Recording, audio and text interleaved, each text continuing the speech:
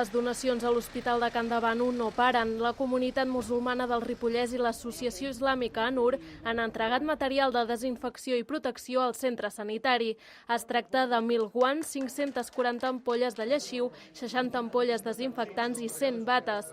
D'aquesta manera hi posen el seu gra de sorra i agraeixen la feina que està fent el personal de l'Hospital Comarcal alhora que ajuden a pal·liar la manca de material sanitari. L'Hospital de Can Davano i l'àrea bàsica de salut Ribes Can Davano tenen diagnosticats 80 casos de coronavirus en total. Segons la darrera actualització, però, ha baixat el nombre de persones ingressades positives o amb símptomes de Covid-19. Ara en són 25.